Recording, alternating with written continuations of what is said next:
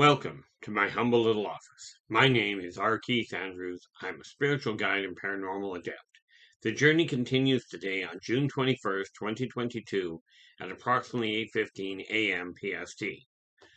It's been suggested, I tried this the other day, that I keep these down to just do multiple, but cut them in at the 10-minute mark to give people a little bit more a little bit less drag time. And, in all fairness, I found that when I'm doing this, the tail end gets a little bit lost anyway. But that being said, we're going to see what happens.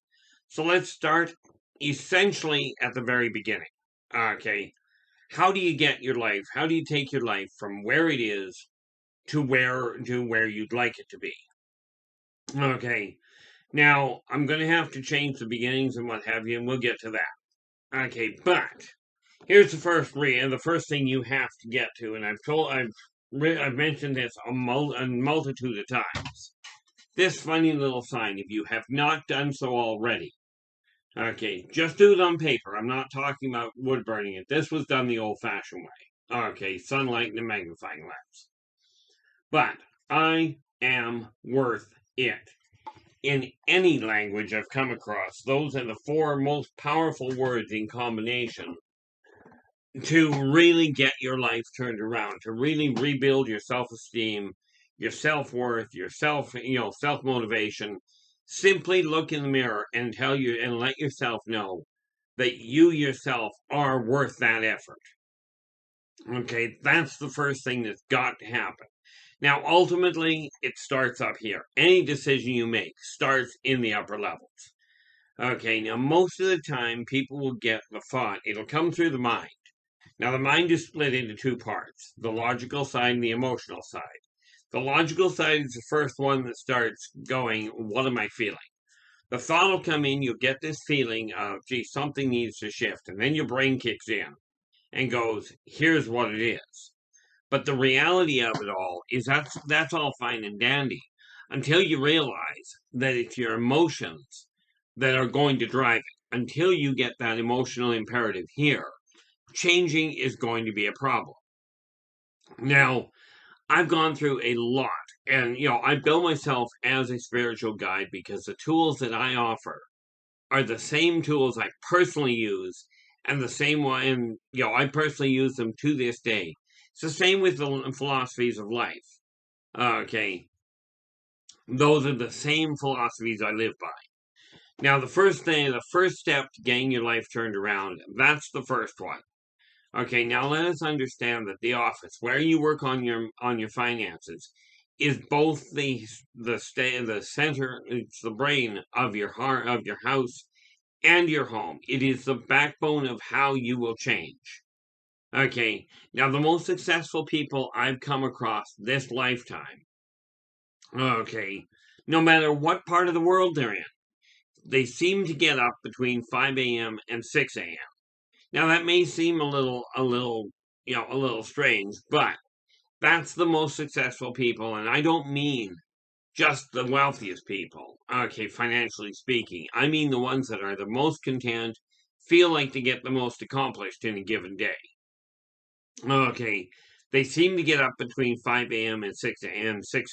local time. Now, here's the kicker to it. It doesn't matter when you go to bed. This idea of when you go to bed, okay, it is important to get into a pattern where you yourself are getting the sleep you require. Now, I figured it out. People talk about 8 hours, requiring 8 hours. Okay, I find myself, if I get more than 6, I'm absolutely a wreck. Okay, but I was bored one day and decided that, what the heck? What would happen if you don't lose quality of life? Okay, if your health isn't suffering, what would you acquire if you cut your sleep to 4 hours a night? Turns out, and you do the math yourself. Okay, turns out you gain, by my calculations, about a month and a half living time in a given day. Correction, in a given year. Okay, Now, that is only if you're not losing quality of life, i.e., your emotions stay the same, you're still productive, you can still think clearly. Okay, so pick a time to get up in the morning. Now, I set my time for getting into the office by 8:30 because it fits for my schedule. Okay. Now I've had to change a lot of things because everything all of a sudden went sideways on me and I've had to recalibrate. But the important factor here is pick a time to get started. Okay, the reason you see so many millionaires and so many business people on the golf course at like noon is because these people are starting early in the morning. They've already put in 6 or 7 hours before they get to the golf course. Okay, and there's a neat little idea that an awful lot of business is done on the golf course. Well, I don't recommend golfing. From my standpoint personally, bad leg, golfing not fun. Okay, but apparently it's a really enjoyable sport. The point being, you get started, you can have most of your day done by the time noon comes around, and now you can do what you will. Okay, so we start with that side of it. Okay, and here's the first challenge of the day. And if you take a look at this, now most of the stuff that I write and most of the stuff I talk about, I've got in written form. Okay, so this book, Believe in Yourself and Follow Your Dreams, this is the backbone of how I got my life turned around, how I altered the energy pattern in my world to make it work more effectively. Now, do understand, I came back to this world for one reason, and that is to literally let everyone in existence know that working together, we can make this a better world for virtually everybody. Now, the first challenge of the day.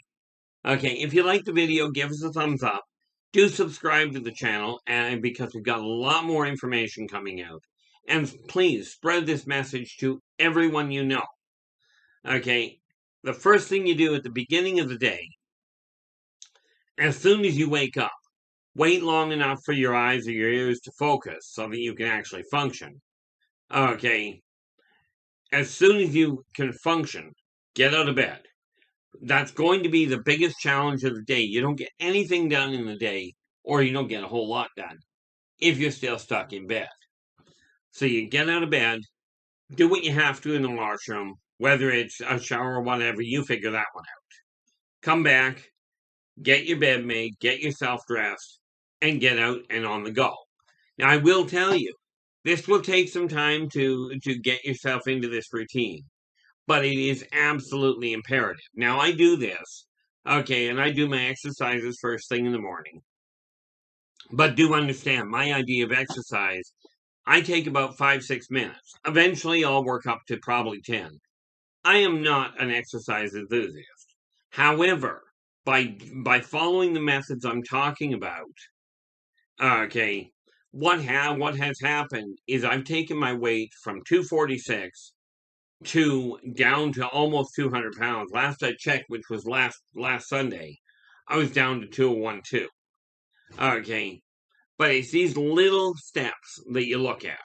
Okay, and it's been a question of taking these tools and putting them to use. Now, the reality is, I'm not the only one that's got tools. I'm not expecting you to believe everything I tell you.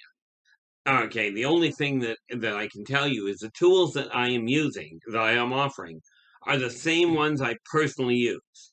Now, as soon as you're out of the bedroom, you are now set to go. And remember, if you're working from home, dress for work. Okay, it will help you keep your head on straight. Okay, it will help you get mobilized. Now, and the reason I say that is because although clothes do not make the person, they do alter the way you feel. Okay, and if you don't believe me, give it a shot.